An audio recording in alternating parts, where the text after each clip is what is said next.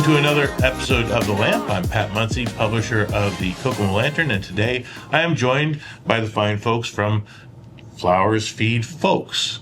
So I have Michelle Martin and Nan Braun here with me. Thank you so much for joining me today. Thank you for having us. We're going to introduce you right away because I know little about your organization. I know they don't know much either. So give me a little rundown on what you are and what you're trying to accomplish. Well, we are a local nonprofit, and we are dedicated to supporting food sovereignty in our community. We've noticed, there's a growing need for fresh produce, and Nan and Annie are flower farmers, and they came up with an idea to sell the flowers to make money to have garden plots.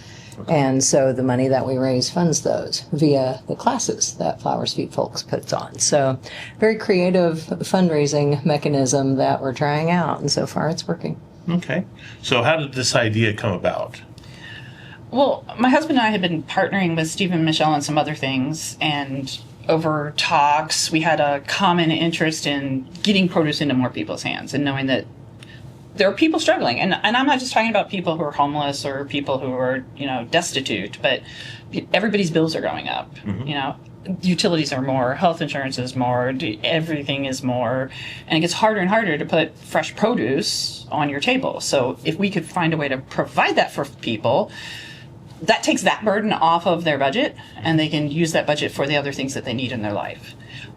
So we did a couple of experiments. We spent, before we launched this organization, we spent about 2 years doing experiments in how could we scale. And my husband and I did a lot of research and a lot of testing and doing test plots and developing underground irrigation. So we use about 10% of the water that you normally would, and Bio360, which is a cornstarch-based plastic that does mulching and helps make weeding.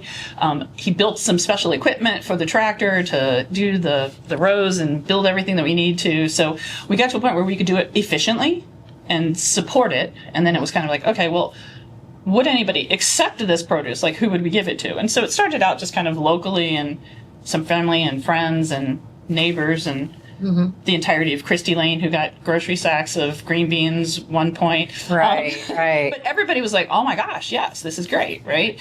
So then we started talking to people at food pantries and the rescue mission and the FSA shelter and other places who feed folks. Because what we don't want to do is recreate infrastructure. There are great organizations in town who are already effectively feeding folks, but their budgets are tight too. So we want to get produce donated to them so that they have a little bit more stretch and can do some more things for the people that they're supporting. So we looked at, could you do like a buy one, give one? Like people do that with socks, and like buy a pair of socks and we'll donate them. Then you run the numbers on that, and you just can't do it with produce alone. Right. It's just the margin isn't there, and you couldn't pay for the produce that you want to donate. Right. So that's when we sat down with Annie, and Michelle and Annie and I were brainstorming away, and we were like, well, what if we sold flowers? Yeah. Right? Annie's sold flowers before. I've grown flowers and given them away for years. We could donate our flowers as flower farmers and sell them, and then we could raise the money because the margin on flowers is much higher. That's what I was just going to say, yeah. And so we did the business case for that, and it actually works. We have an amount of flowers, and so we always plant some flowers where we plant produce, and selling those flowers helps to pay for the produce that we're growing. Very cool. Yeah. But you want to do more than just grow these things and provide them to the community. You want to instruct them on how they can be self-sufficient in this type of operation themselves, right? Well, we want to do a couple things, some of it, right? So I think there's community partnership. I have a vision where maybe you have an HOA, or you just have a community group of friends who say, we've got some land and we want to grow a garden plot just for us, but we don't know how to get started and we can't put this in. Well, we can tell you that for $1,500, we can stand up a plot and provide 3 seasons of plants to grow in basically an eighth of an acre. And so you can come up with the $1,500 and you're going to grow it we'll give you the plants and everything that you need and teach you what you need to know to take care of them. And then that becomes your little, so you got a group of 10 families who want to go together on it, right? So if we get lots of those little things around town, that'd be great, right? So it doesn't have to be just us growing the food. We want to eventually see lots of people around town growing food. It's a community mutual aid.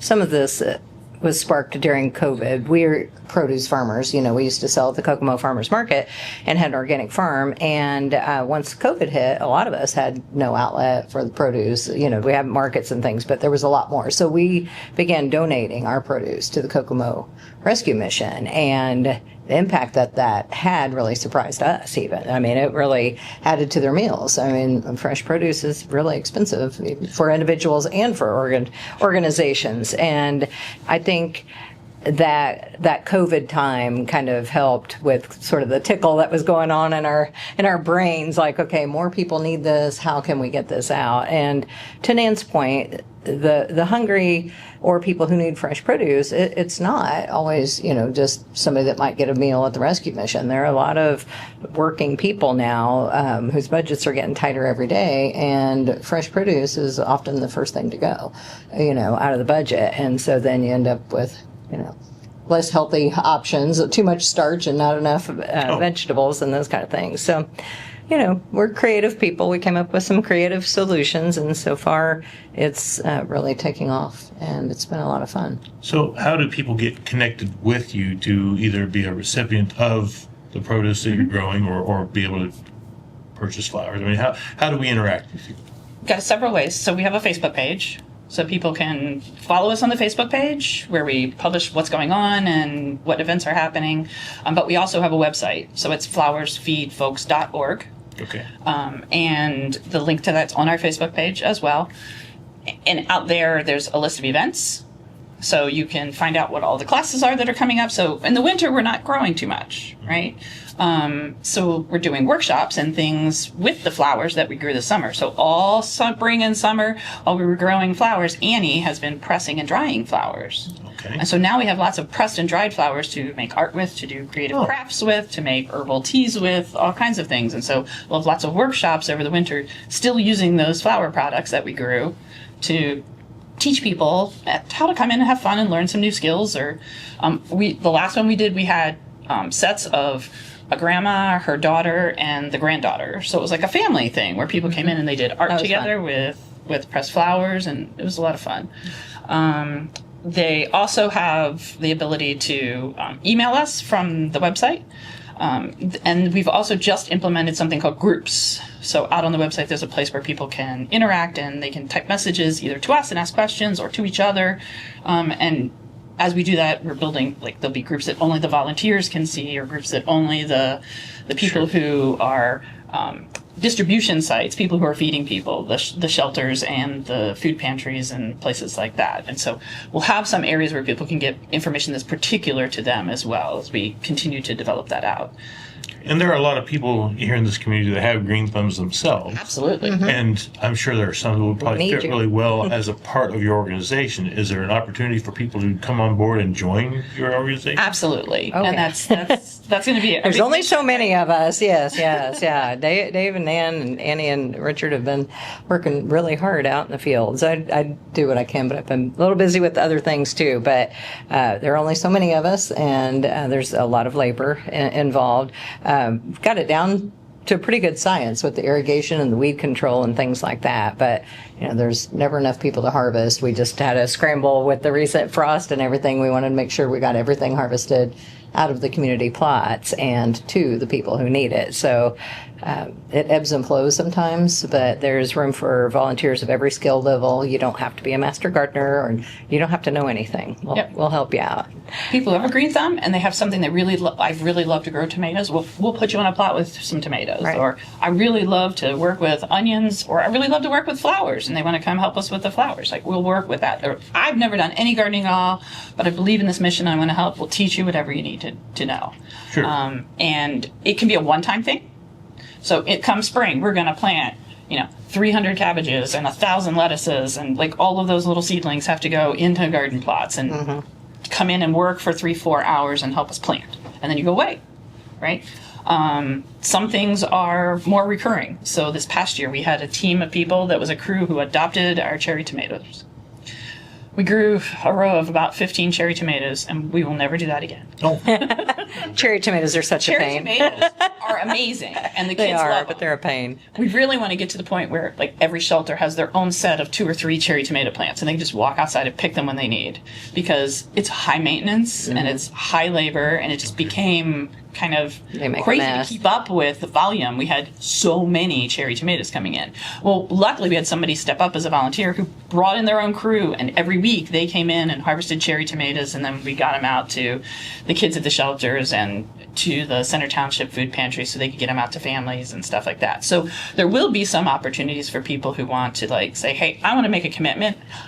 Our family, we want to come out once a week, every week. Give us a job, and, like, we'll give you an area where you can get really good at it, and, like, you guys get it's kind of some ownership, right? And feeling like you're part of building I something. think people like to have ownership. So, to back up, we grow flowers, then we have flower events. We take the money from that, we create the garden plots, take the produce from those plots, and we donate it where it's needed. So it's a pretty good system so far. I think it's a creative solution to a common problem. Sure. So, I think it's really important to note that it's dependent upon building that community. right. Because produce is expensive. So then how can we grow produce and give it away just by seeds are expensive even. by selling some flowers, right? Well, because the land is donated. So we have churches, we have organizations, we have individuals who've said, hey, I've got this extra space in my yard. Come make a plot, and you can grow food for people in my yard. I don't have to mow that. It would be awesome. And you're looking for people who want to do. Absolutely. We want to continue talking to people who want to do that. I have a vision of having every church in Howard County that has green space around their church. I'm looking at you, churches. Had a few. Yeah. Offer up just one plot, like a 50-foot by 100-foot stretch of their green space, and that they're growing and supporting. Some of those churches already have food pantries. So if they have the plot there, Supplement their they own. could supplement their own food pantry. Or some of them are already doing regular dinners for the community. And so we could help them tune that plot to the kinds of things that they would need to go. Some of them may not. They just want to grow it and have us come in and do the farming and take care of it, and they don't have to Do it do anything either at way. all, right? But I think we've got the ability to build a huge infrastructure of capability for building produce just by leveraging the ground that's around churches. And you're very educational. You say you put on classes during the winter, but you would probably benefit from partnering with area schools as well. Would that be right? We would love to. We would love to That'd be awesome. partner with the schools and get yeah. in there and work with the kids and teach them how. We did have the ability to donate some plants last spring out into some schools and got feedback about kids who were really excited about watching their cherry tomato plants grow and harvesting those plants. And we also worked with Hillsdale Church. They have a food pantry, and they distributed over 100 tomato plants for us. And they said they had people who came in during the summer and said, oh, I don't need to take tomatoes this week because I grew my own. So save those for Isn't that somebody great? else who needs them. And that's perfect. Right. And children, they're more likely to eat their vegetables if they help grow them. That's true. That's a good point. They really enjoy it, and then they're proud of something that they helped grow, and then they're more likely to learn how to use them and eat them. Very good. Win-win. So is there anything else that people need to know about the organization or how to interact with you? So we get a big old event. donate button on the website. Yeah. Okay. If you can't do anything else, we'll take a cash donation. We are a 501c3, so it is tax deductible. If you make we're ordering if seeds. you make a donation that you're like, hey, put the note in and say, I really need to take this off my taxes, you can do that. We're in the middle of ordering seeds now, and those donations are effective. So we've started ordering the seeds for next year. I'll give you a thought experiment. Okay. Right? You have $75. You're going to go buy green beans. So you've been involved in some of the feeding programs, right? So now you're going to go buy green beans to feed families. Like, how many families could you feed with $75 to go buy green beans? I suppose it depends on where I'm buying them. Organic, So I used to get- sell get $4 a frugal, pound. right? Like, so maybe they're not even fresh. Maybe they're canned or frozen, right? Exactly. So That would be my first shot. Is I'm going to go grab the least expensive. absolutely. So I would go with canned and frozen, yeah. But that's not the same. Especially with canned, I'm losing some nutrients in that process. But You got we bought $75 worth of green bean seeds. Okay. I have 25,000 green bean seeds sitting in a bag at my house right now, waiting to be planted next year. So I did that on It's a accident. lot of green beans. She did that on purpose, but I did that on accident at our part one time. I was buying by the pound, not realizing it. So anyway, So those yeah, a cash lot of green- donations, we can turn them around and make them multiply really Right. fast, right? And It's- you're growing your own seeds in the process as well, so you can Yep. take a portion and then you don't have to buy seeds again. and we do that, right? So we do a lot of seed saving and collecting, and we're building up a bigger and bigger library of seeds, so we're becoming more self-sustaining as we go through. So with Which all will this also be volume, a class. Yeah. with all this volume, do you need storage? We will, yes. We will. We absolutely will. And, we're investing this year because we're expanding plots. So that means deer fencing and stakes and lots of hardware that then has to get packed away next year and stored in the wintertime. And so we're going to be exploring and looking for partners who maybe have storage space where over the winter we could store the hardware that goes into the gardens until they come out again for the next year. As far as produce storage, we rely on our partners for that.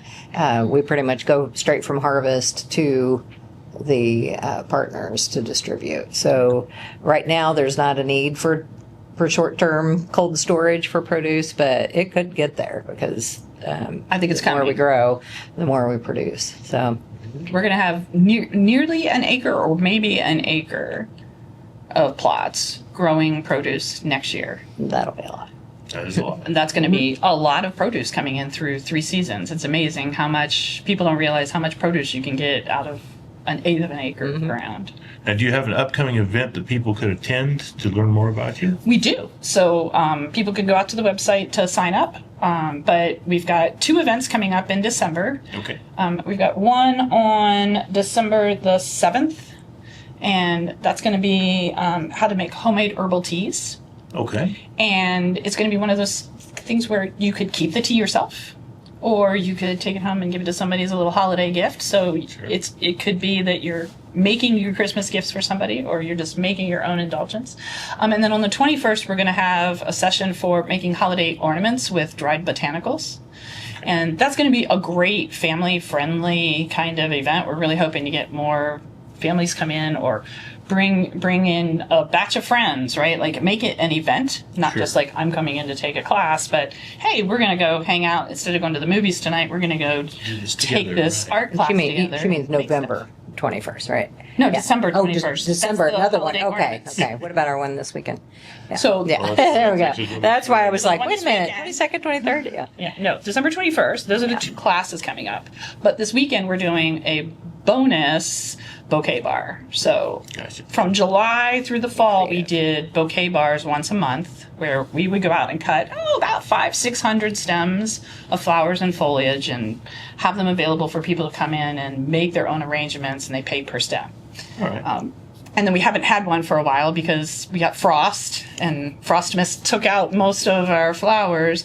But we've been secretly growing some ornamental brassicas. So we have some special flowers that people can use. Cabbage. And we're cutting fresh seasonal greens and other kinds of leafy foliage that people can use, and Maybe we have some lots of stems. dried botanicals to mix in too. So we're doing a special bouquet bar to make for people to come in and make their holiday arrangement. Okay. And where and when on that then? So that will be this Saturday coming up from 3 to 5:30, Okay. and it'll be at Soul House, which is right across from Foster on Park. Superior Street. Yes. On Very Superior good. Street, yeah. All right. I am looking forward to this so much because every year I try to make my own Thanksgiving centerpiece, and I go over to the farm and I cut really cute branches and berries and put things together.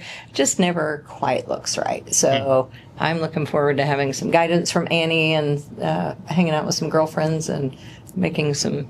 Do they need to Centerpieces register of it. in advance for that? Not Or- for the bouquet bar. Oh, It's a No. come, show up.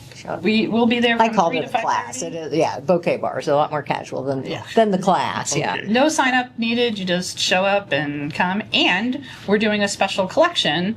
So if you bring in items that you would use for making cookies for the holidays, we're going to be taking that collection over to Center Township Food Pantry on Monday. And we will give you $1 off up to $5. So you can bring in butter or flour or sugar or chocolate chips or sprinkles or whatever you would use to make your favorite holiday cookies. And we'll also give you a discount on making your arrangement for your Thanksgiving feast. Yeah. Things you can't always get at the food pantry. And it's that time of year when you want to make some special treats for your family. So it'll be nice for families to have those things. Very good. All right. One more time, website address. flowersfeedfolks.org. All right. So there you go. There's a lot of information in a really short period of time and a lot of ways that you can get involved with the Flowers Feed Folks people. And it sounds like they could use your help. And, Absolutely. And there's a lot of benefit for you as well. So I want to thank you both, Michelle and Nan, for joining us today. Thank you for tuning in. Definitely give them a look and get involved. We'll see you Saturday. There you go. Absolutely. So thank you again for watching. And until you see me again, please be good to each other.